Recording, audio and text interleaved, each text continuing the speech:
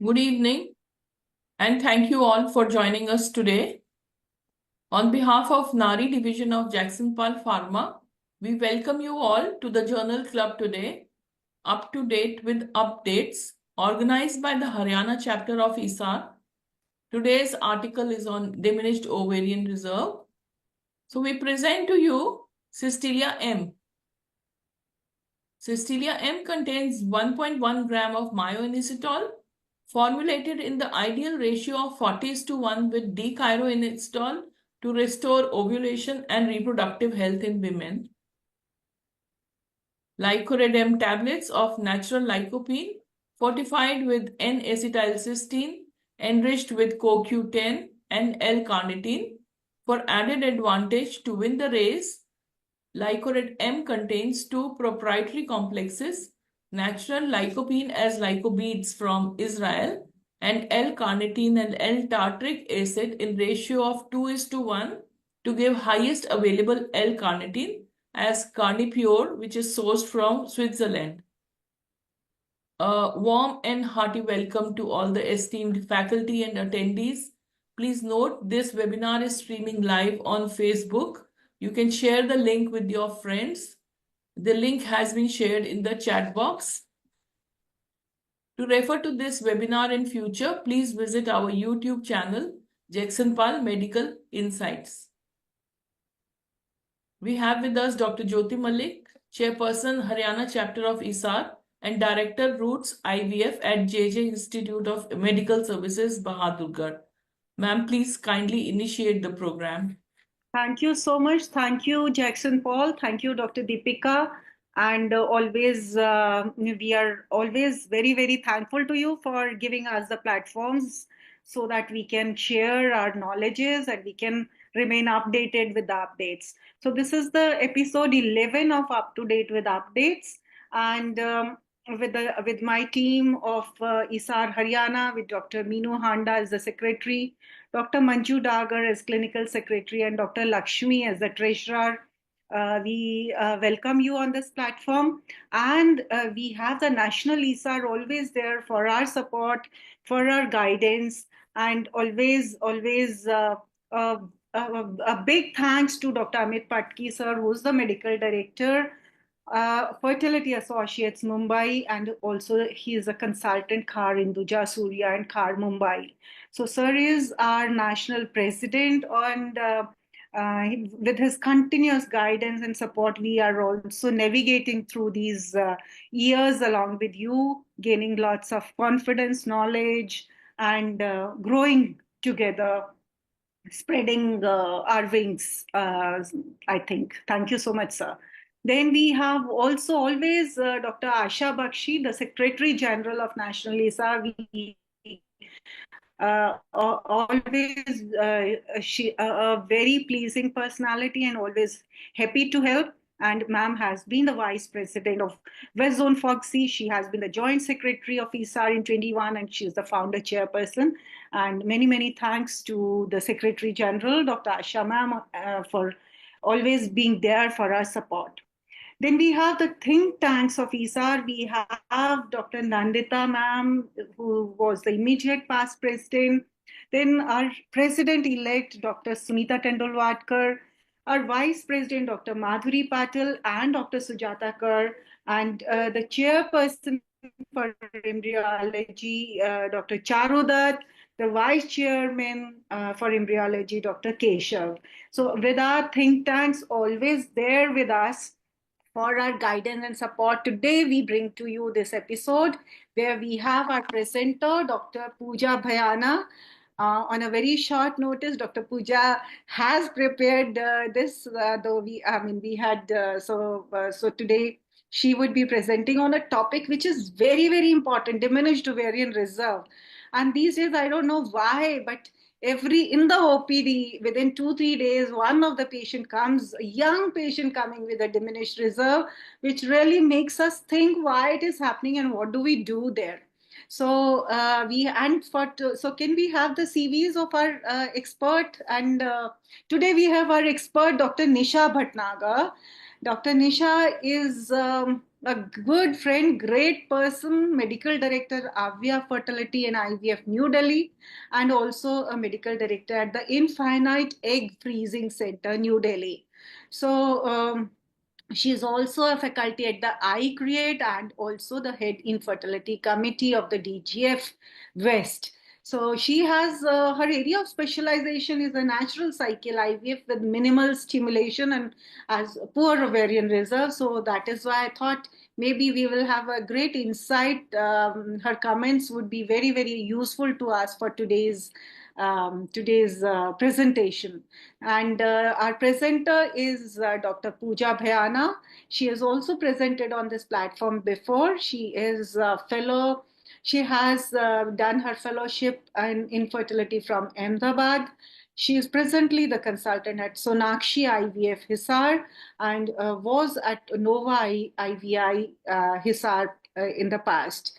So she has graduated from Chandigarh, also did her MD from Chandigarh and did her advanced embryology training at the BACC Bangalore and completed her endoscopy training, and post MD she is now dedicatedly working in the field of infertility. And I think today we would get a lot of insights on the poor ovarian reserve. I think the topic is therapeutic management.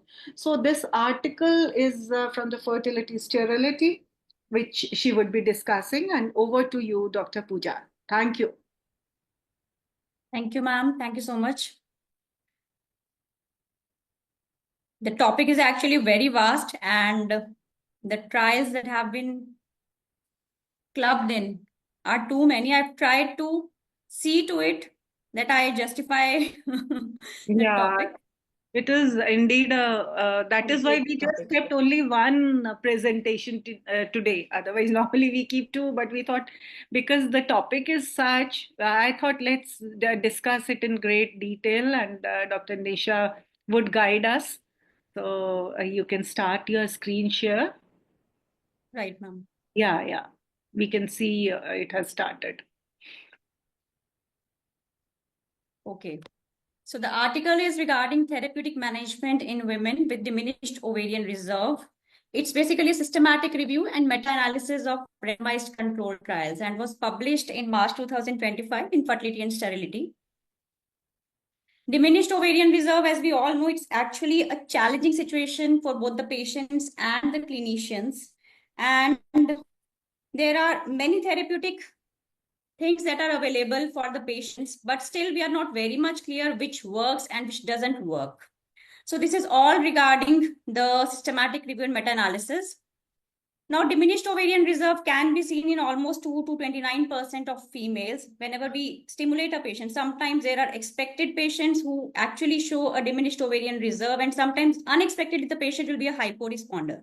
But yes, there are certain factors which can predispose a patient to diminished ovarian reserve, which could be the age of the patient, the most important marker, the smoking, environmental pollutants, and intrauterine nutrition, small for gestational age. Other factors, other surgeries done on the ovary may be in the form of endometriosis surgery or prior any kind of surgery done in the pelvis related to ovary. These all could lead to diminished ovarian reserve in future.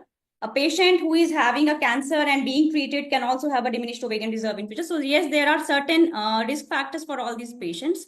And there are various biochemical tests to measure ovarian reserve. But the most important amongst them is AMH and antral follicle count that we now rely upon. All those patients who have diminished ovarian reserve, we all know that there is decreased response to stimulation in these patients with decreased number of oocytes retrieved, as well as these patients are actually somehow poor prognosis patients in the field of ART. The criteria that had been laid to classify these patients. In 2021, there came the Bologna criteria. In Bologna criteria, any of the two criteria needs to be fulfilled: advanced maternal age more than 40 years or any other factor for POR. could be form of endometriosis surgery as discussed earlier, or it could be a previous poor ovarian reserve when the patient was stimulated with the conventional stimulation protocol and you end up retrieving less than 3 oocytes in that patient, or an abnormal ovarian reserve test where the antral follicle count could be less than 5 to 7 follicles or AMH less than 0.5 to 1.1. So this was in 2011, long time back, which was laid down.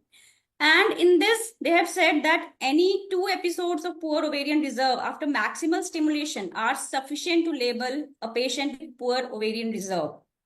Then there came the Poseidon criteria, which is actually which categorizes the patients of low prognosis into 2 categories: adequate ovarian reserve patients and poor ovarian reserve patients.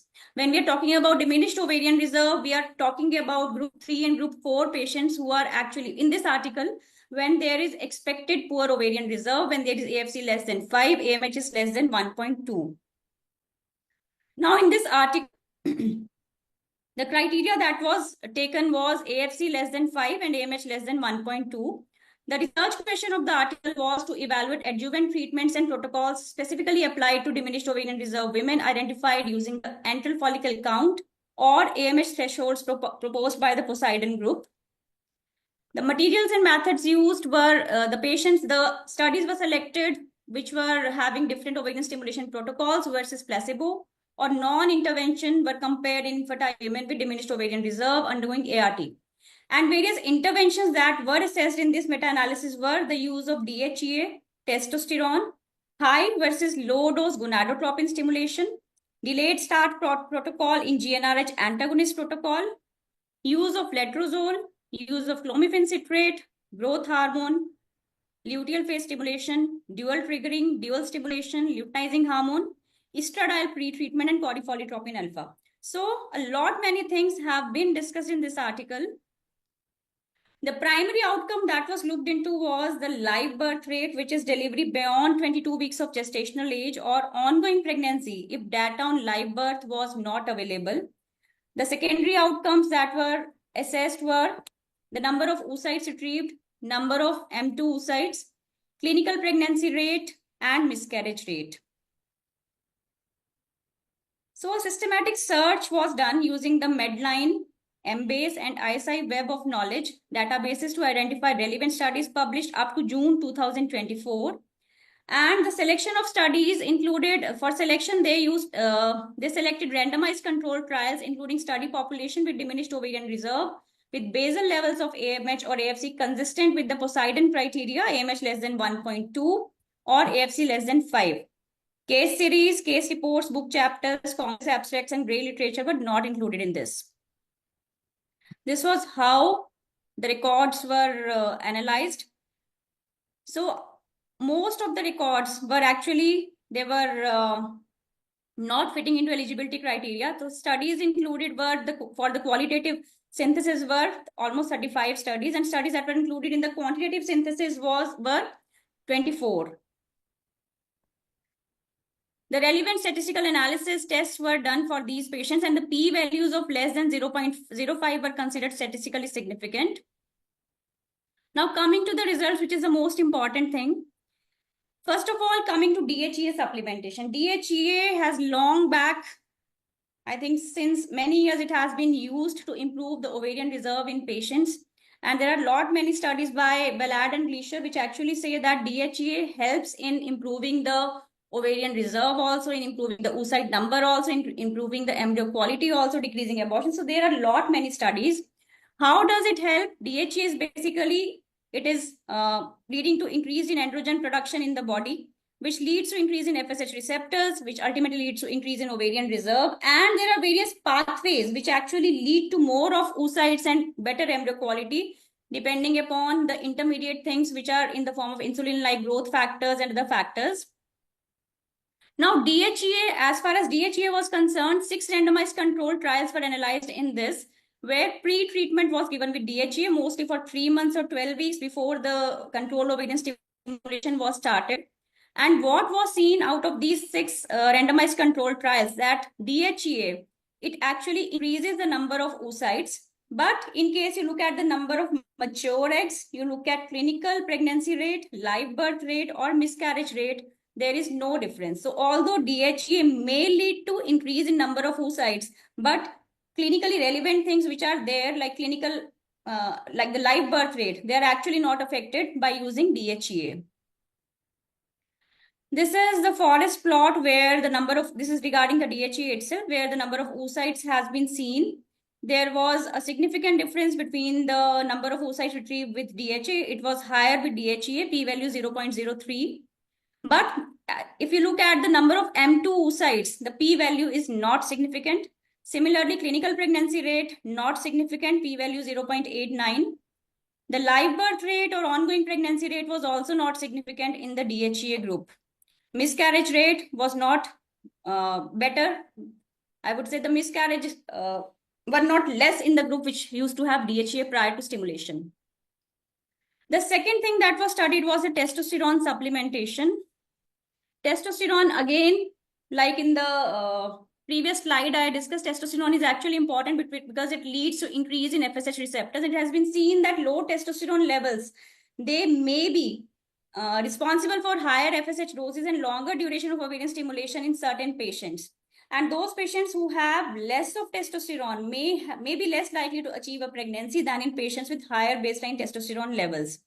So that is why there came the idea of testosterone supplementation. Mostly it is being used as transdermal testosterone gel. 5 randomized controlled trials had been analyzed regarding testosterone supplementation, where the testosterone supplementation was given. Different doses have been used. Different, I would say, duration of drug has been used. Doses have been ranging from almost 10, 12.5 to higher doses of around 25 milligram per day. And duration is 3 weeks, around 21 days to almost 6 weeks to 8 weeks therapy has been given in all these studies.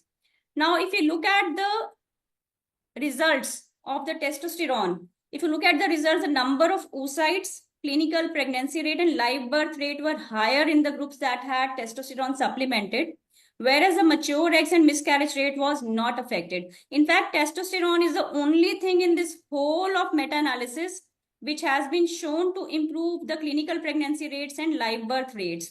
None other thing has been shown to improve the live birth rates in patients who are supplemented with various things in poor ovarian reserve, in diminished ovarian reserve. This is the forest plot. Number of oocytes retrieved were higher, p-value 0.04 when patients were supplemented with testosterone. Number of M2 oocytes retrieved were not much significantly different. Clinical pregnancy rates were higher in patients who were supplemented with testosterone, p-value 0.010. And live birth and ongoing pregnancy rates were also higher, p-value 0.02. Miscarriage rates were not affected. Then the third intervention that was studied was high dose versus the low dose gonadotropins. High dose, when we say we look into 300 or 450 international units, in these studies 300 to 450 international units had been used. For the low dose protocols, they classified 150 international units. Although ASHRAE and all other committees have they have recommended that there is no point in going beyond 300 international units, but still I think I am also, and most of the people are also using 450 international in certain patients when we have a higher BMI patient. But yes, if you compare these two doses, what was the result? There were 3 randomized controlled trials that compared low versus high dose regimens. And in case you look at the number of oocytes were lower when you stimulated your patient with the lower dose, that is 150 units. But this practically was not of much importance because the clinical pregnancy rate, live birth rate, and miscarriage rate is not affected when you give your patient with the minimal stimulation protocol starting with 150 doses, or you start with the conventional stimulation protocol utilizing 300 or 450 units of your drug.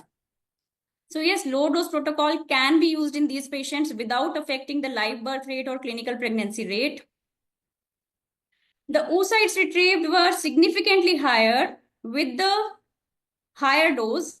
P-value was this was highly significant when there was a comparison between the low dose and the high dose group. But if you look at the clinical pregnancy rates, the p-values are not significant. P-value for clinical pregnancy rate is 0.86. For live birth or ongoing pregnancy rate, it's 0.87. So although you have better number of oocytes, but it doesn't translate into better pregnancy outcomes in the form of live birth rates with high doses. Then the fourth intervention was delayed start protocol. Delayed start protocol. Why delayed start protocol? Because as we all know, poor responders, sometimes you see the follicles which are actually discoherent. You don't have a coherent kind of cohort of follicles. So this is one reason where your patient may land up in poor response. So to stimulate, you can actually balance this cohort or synchronize this cohort. There came the idea of starting the delayed start protocol with initially giving GnRH antagonist for 7 days and then starting off with the GnRH antagonist protocol in the patients. 3 randomized control trials were analyzed for this. So the patients, they were initially given from day 2, 7 days of GnRH antagonist before starting the proper gonadotropins for controlled ovarian hyperstimulation. For this, the number of oocytes retrieved were higher with the delayed start protocol. So yes, the number of oocytes definitely were higher when you started the patient after 7 days of GnRH antagonist. The M2 oocytes were also significant, but clinical pregnancy rate again was not significantly different between the two groups. And the live birth and ongoing pregnancy rate was also not significantly different between the two groups. The miscarriage rate was also similar between the two groups. So delayed start protocol, you tend to have better number of oocytes, better number of M2 oocytes, but no difference between the clinical pregnancy rate, live birth rate, and miscarriage rate. Now, addition of letrozole.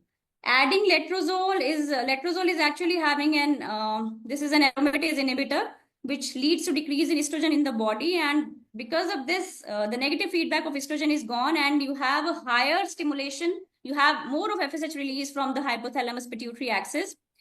And this letrozole has actually been used in stimulation protocols, especially in patients who are suffering from carcinomas. A large number of studies were analyzed for this. 4 randomized controlled trials were analyzed which utilized letrozole along with the stimulation protocols. Studies were variable. Somewhere letrozole was given for initial 5 days and stimulation was started post 5 days of letrozole. In certain studies, letrozole was simultaneously started from day 2-3 onwards, and 150 units or 300 units of your gonadotropin were given. So the studies are actually variable, but what was the outcome? That as far as the number of oocytes retrieved, mature eggs or clinical pregnancy rate or live birth rate or miscarriage rate was concerned, there was no significant difference. So the inference from this is, what I could get is that letrozole can be used in case you are having a patient with a diminished ovarian reserve, although ASHRAE is not recommending all these, I think. But letrozole can be used in case you want to cut the cost for your patient. Suppose I give letrozole initially for 5 days and then you start with the stimulation later on. Or you give letrozole and start with a low dose stimulation. In that case, you can cut the cost of injections for your patients. Clomiphene citrate again has been studied, and 3 randomized controlled trials were analyzed. But again, there was no significant difference in as far as the number of oocytes retrieved, mature eggs, clinical pregnancy rate, live birth rate, or miscarriage rate was there. Growth hormone is actually something which is, I think it has been used since long, almost 10 years. I've also been seeing growth hormone, and its supplementation is actually done in poor responders because it is seen that growth hormone stimulates estrogen production, and oocytes from follicles with high growth hormone levels, they may have better developmental potential. Now, for growth hormone, 2 randomized controlled trials were analyzed, although there are many other trials also, but they have mentioned only 2 randomized controlled trials, which were actually fitting into the criteria as far as this analysis is concerned. The one trial was by Cho et al., which showed significantly higher number of M2 oocytes retrieved, but there was no effect observed on clinical or ongoing pregnancy rates. Another trial was in 2019, Lee et al., where the oocytes collected, embryos transferred, clinical and ongoing pregnancy rate were significantly higher. So the results are actually not very much clear. We are still not very much clear how growth hormone helps or whether it helps or not. But yes, there are variable results where people have found benefit of giving growth hormone, where people have not found any benefit of growth hormone. Personally, I have been using growth hormone in my patients who are actually of diminished ovarian reserve. And luteal phase stimulation for poor responders. Initially, for all the patients, initially we used to have one stimulation, like follicular phase may start karo whenever the patient lands to you on 2nd or 3rd day. This was because we used to think that there is a single wave of folliculogenesis that happens during a single menstrual cycle. But then over the time, it is very much clear that there may be 2 waves or 3 waves ongoing, which can be tapped. So different waves can be tapped in a single menstrual cycle in the same patient. There came random stimulation protocol or the luteal phase stimulation. Luteal phase stimulation has also been used in poor responders. And in the luteal phase stimulation, the comparisons in these, the studies that were included in these meta-analysis were actually comparing the luteal phase stimulation along with conventional follicular stimulation. And it was seen that there was no difference in number of oocytes retrieved, M2 oocytes, and live birth rate in patients who were given either luteal phase stimulation or conventional start. Now, dual trigger is another modality. Dual trigger, you are triggering your patient with HCG as well as you are giving the GnRH analog. This is because these two have different mechanisms of actions, and there have been trials which have studied dual trigger approach. Dual trigger approach is in 2023. It was studied by Keskin et al. In a randomized controlled trial. And what they could find is that there is no difference in the number of oocytes retrieved and M2 oocytes when you are triggering your patient in when you are giving a dual trigger to your patient. So there is no difference with the dual trigger, but live birth rate, it's actually something which is opposite to my mind. Actually, this is something which is new for me. The live birth rate was better with HCG as compared to when the patients were triggered with both HCG and decapeptyl. Now the dual stimulation approach. Newer thing is dual stimulation. You are stimulating your patient twice in a single cycle, the follicular phase stimulation and then the luteal phase stimulation. This is because, this is again because of the multiple waves that are occurring in the same cycle, that you can stimulate your patient twice in the same cycle. Now, dual stimulation approach was studied in 2 consecutive rounds of the dual stimulation was studied with 2 consecutive rounds of stimulation in the follicular phase and the luteal phases. 2 randomized control trials were there, Massin et al. In 2023. So, as per this trial, the dual stimulation approach actually led to no significant difference in the number of eggs retrieved or the M2 oocytes or the cumulative live birth rate. But another trial by Carrillo et al. In 2023, although it showed that the number of eggs retrieved with double stimulation, dual stimulation are higher with your dual stimulation approach, but number of M2 oocytes or cumulative live birth, there is no significant difference. But dual stimulation becomes important in poor responders because it leads to decrease in time to pregnancy. So yes, as far as a patient is concerned, stimulating the patient, wasting time for 2 cycles or 3 cycles is much more difficult and tiring for the patient. But when it is being stimulated in the same cycle, when the patient can have 2 times egg retrieval, so the time to pregnancy decreases in such patients. LH addition, LH since long has been used in certain categories of patients. And these are the ones where you actually need LH when the cycles are down regulated, when your patients are pre-treated with OC pills for a longer time. Age more than 35 to 40 years is definitely 2 categories where your patients are actually benefited from LH. Is your age is more than 35 to 40 years, when your patient is hypo-responding, or another category is hypo patients where LH is required. LH use in diminished ovarian reserve is still controversial, and various randomized control trials, out of their various randomized control trials, 2 randomized control trials were fitted into this meta-analysis, and it found that there was no significant difference in the oocyte retrieved or metaphase 2 oocyte or live birth rate when the patients were supplemented with luteinizing hormone. This was by Humadan et al. And Tosson et al. Showed that significantly higher number of oocytes were retrieved, but clinical pregnancy rate is still, it's not different when you're supplementing your LH in your diminished ovarian reserve. So LH hormone, we still are not very much clear how much it helps. Estradiol pre-treatment, again, to regulate the cohort, to synchronize the cohort, you can give estradiol to your patient, 2 milligram BD starting from day 21 of the cycle. And one of the randomized control trials was included in the study, where estradiol pre-treatment was given to patients with diminished ovarian reserve.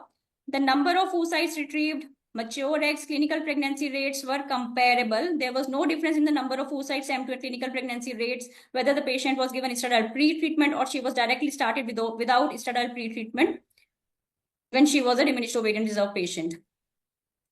Corifoliatropin, it's long-acting gonadotropin, and corifoliatropin has been studied in certain trials. Fusey et al., he had a randomized controlled trial where he included the patients with antral follicle count of less than 5, AMH less than 1.1, where the patients had less than 3 oocytes retrieved in the previous cycle and age was more than 40 years. So the study group received corifoliatropin alpha supplementation using the antagonist or the agonist protocol, whereas in the control group, they followed antagonist protocol without corifoliatropin alpha supplementation. And it was seen that oocytes retrieved, mature metaphase, mature oocytes and ongoing pregnancy rates were higher in the study group.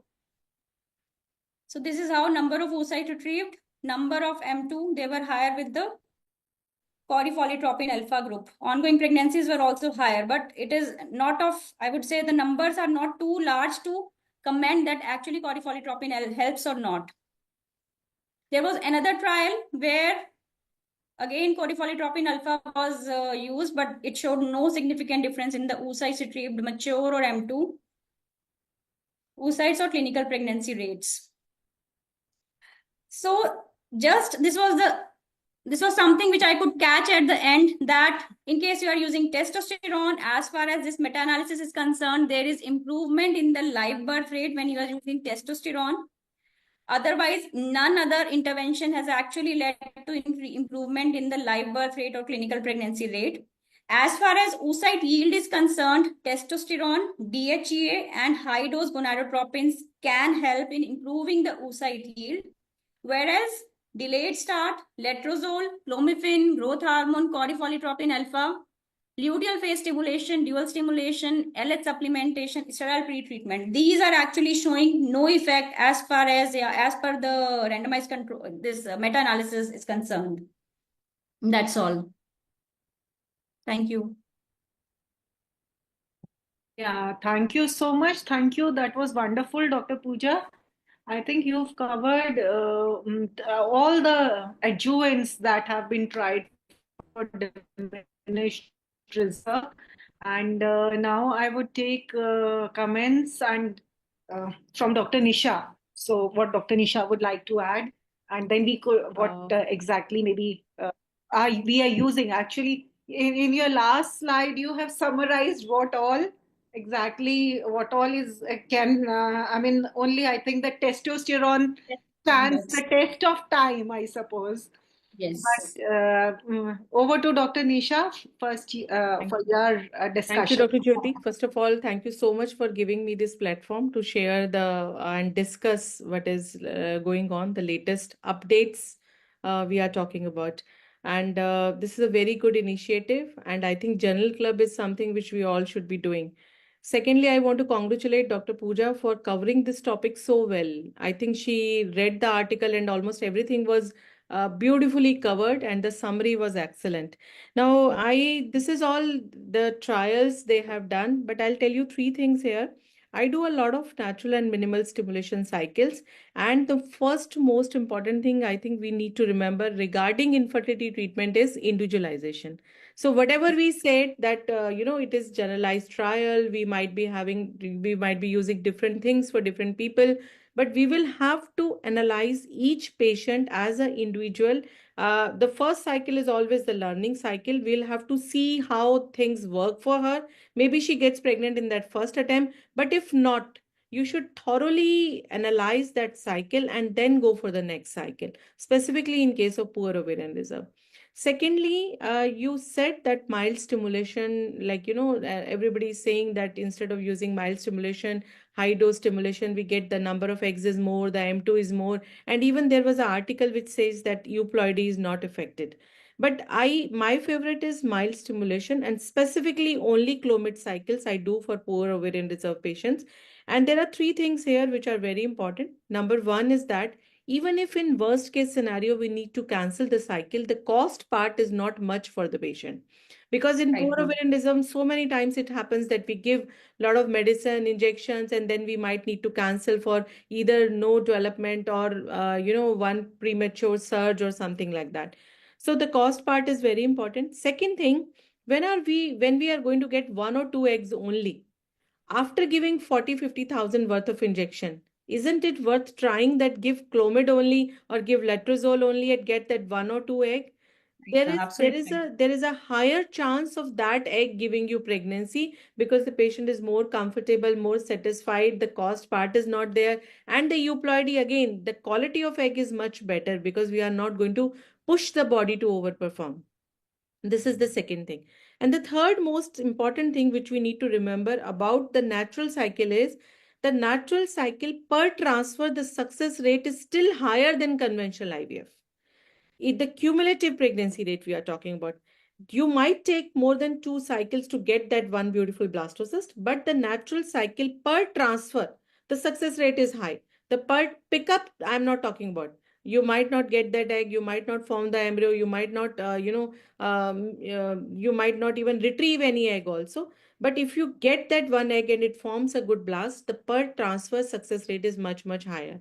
So we all should be, first of all, deciding the protocol depending upon the patient. There might be a patient where you might need to give a little higher dose. There might be a patient which will respond to testosterone, as you said, but there might be a patient which might respond to estradiol pre-treatment.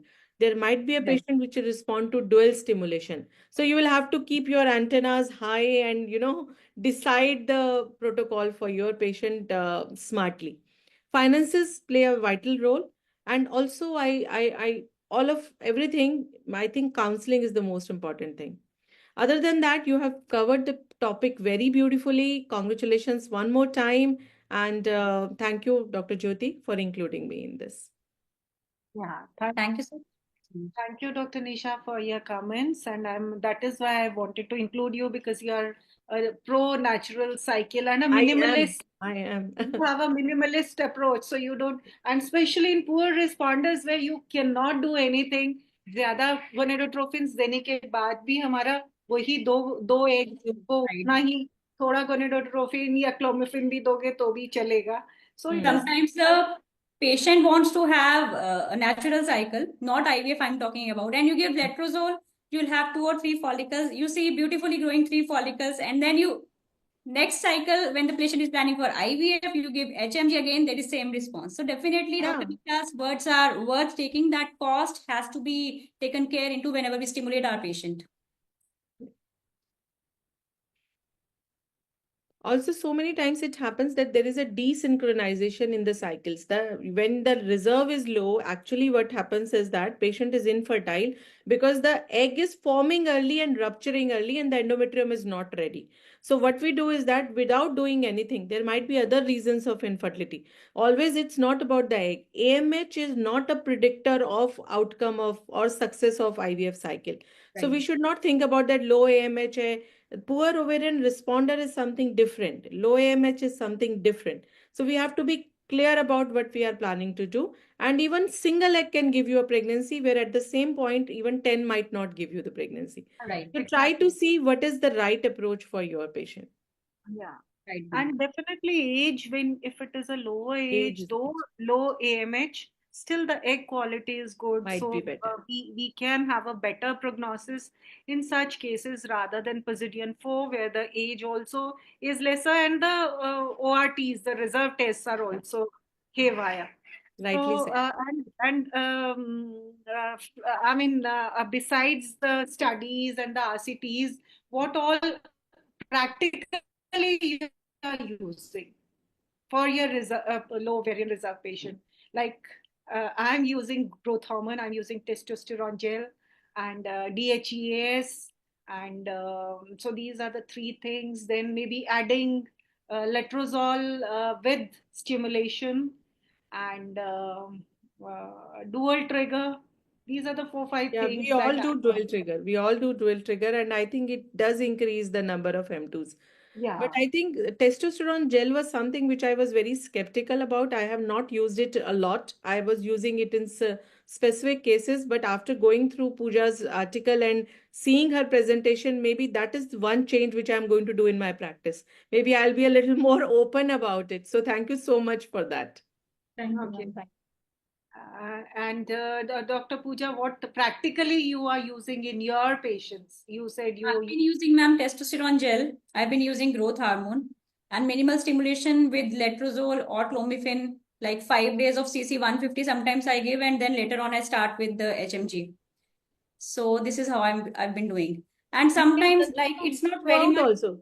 Dr. Pooja, Sorry? I'm sorry to interrupt, but you can continue Clomid throughout the cycle Throughout also. the cycle. Even with HMG, when you are adding HMG, see one tip I'll give you here is that, see, there is an optimum level of FSH. Beyond that, if you try to push by giving high dose of gonadotrophins or something, you are not going to get response. That optimum level of FSH is somewhere around 18, 19, 17, 18. That is after giving gonadotrophin. So if the patient is already coming with a very high FSH, that is actually true poor ovarian reserve. The FSH levels are very high. At that point of time, if you try to push, you are not going to get neither you are not going to get more eggs, nor you are going to get better eggs. So in those cases, if suppose you give only clomiphene, you will get that 2 eggs. You will see later on that the FSH sometimes starts dropping.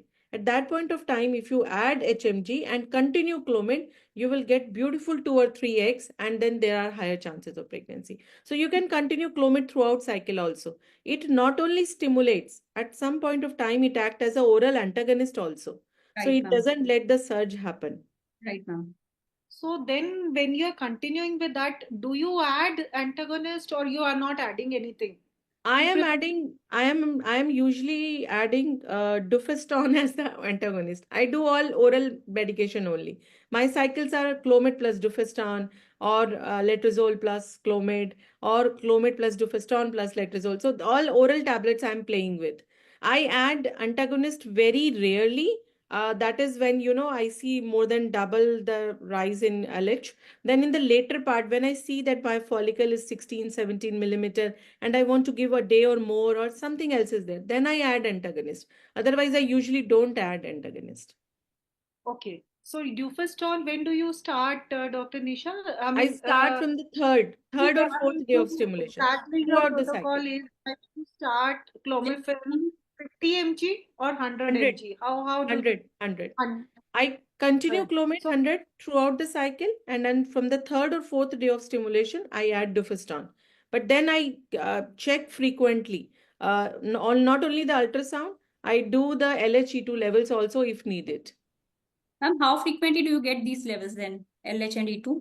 No. I'm doing that only if, like, not frequently. I Okay. do ultrasounds frequently. So if I see that there is a sudden increase in the size, or if I have some doubt on the ultrasound, then I get the LHE2 levels done. And if my LH is increasing fast, and then I add antagonist, otherwise usually I don't add antagonist. okay. Personally, So I've not been doing any hormonal monitoring during my cycles, but one thing which I have recently started, I'm not sure what is right or not, but for those patients who are actually having ICSI indication for male factor infertility, where the female partner is also having very low reserve. In those patients, I've been nowadays doing oocyte freezing, stimulating the patient, going for oocyte freezing 2 or 3 cycles when you accumulate the oocytes, and then I plan for ICSI for those patients. 4 or 5 patients we have done like that, and I think it's something which is good for these patients when the oocyte quality is good in a young patient.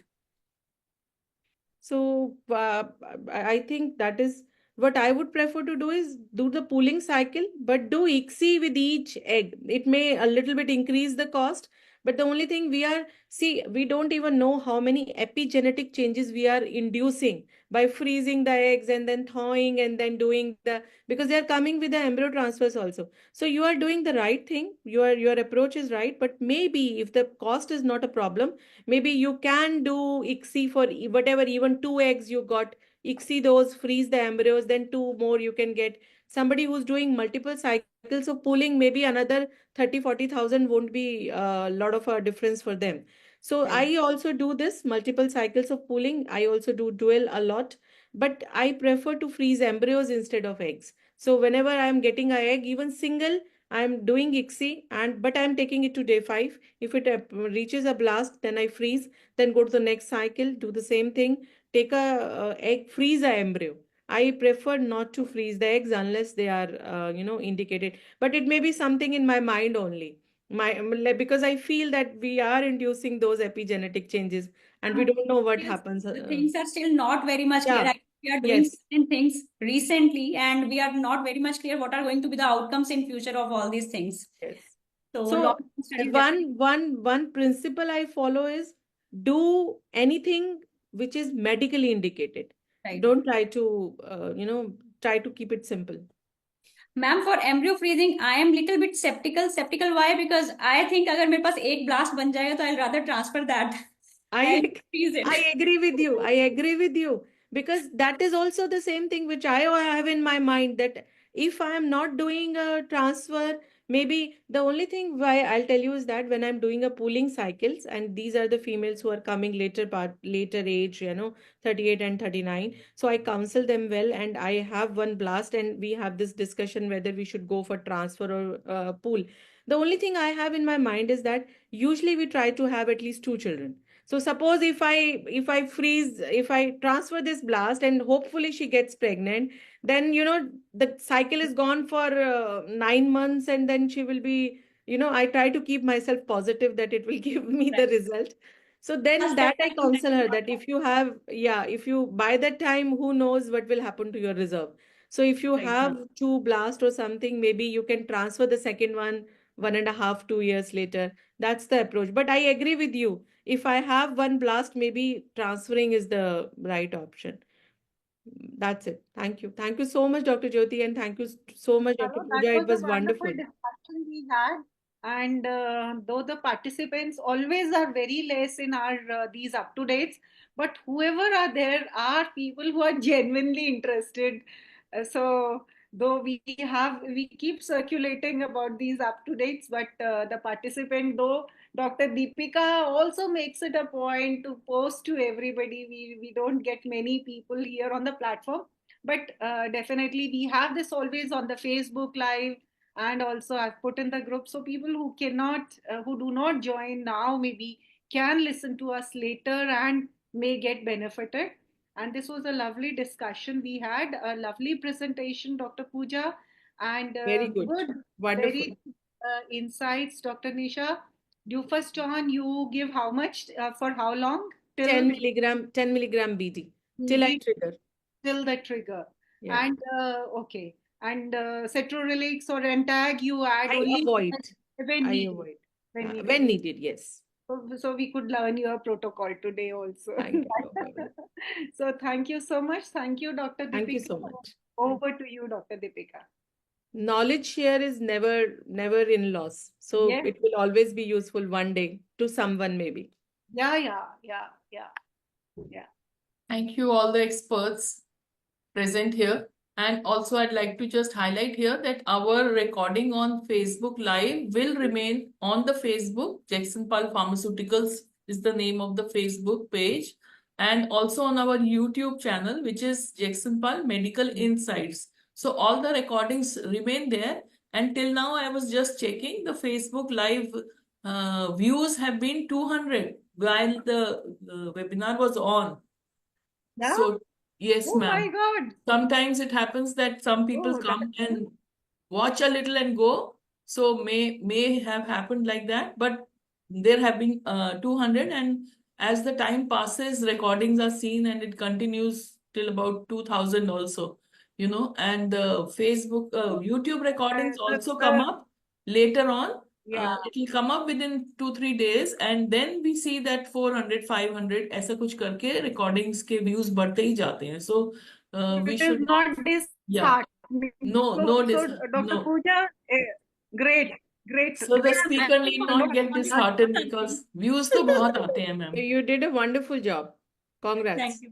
Thank And you. especially on our Right. doctors are now knowing that Jagsonpal YouTube में बहुत होता है material. They, especially the PG students and all, they are referring to it a lot. So they come and visit our Yeah. channel a lot. Thank you. So here I would like to just thank Great. you all for the support that we are getting for Cystelia M. Again, I'd like to just highlight Cystelia M contains 1.1 gram of myoinositol in each tablet, which is formulated in the ideal ratio of 40:1 with D-chiro-inositol to restore ovulation and reproductive health in women. Also, we look forward to your support to Lycored M tablets for male infertility. These are natural lycopene tablets fortified with N-acetylcysteine, enriched with CoQ10 and L-carnitine, L-tartric acid in the ratio of 2:1. So we have lycopene as natural lycopene from Israel, which is lycobeads, and L-carnitine as Carnipure, which is sourced from Switzerland. So thank you all so very much for joining in and sharing the knowledge. Thank you, and we hope Thank to you, see Jackson Pal, for giving me this opportunity. Thank you, Dr. Jyoti. Thank And wonderful job, Dr. Pooja. Thank you, ma'am. Thank you so much, ma'am. Thank you, Dr. Deepika, Jackson Paul, Dr. Pooja, and Dr. Nisha. Thank you.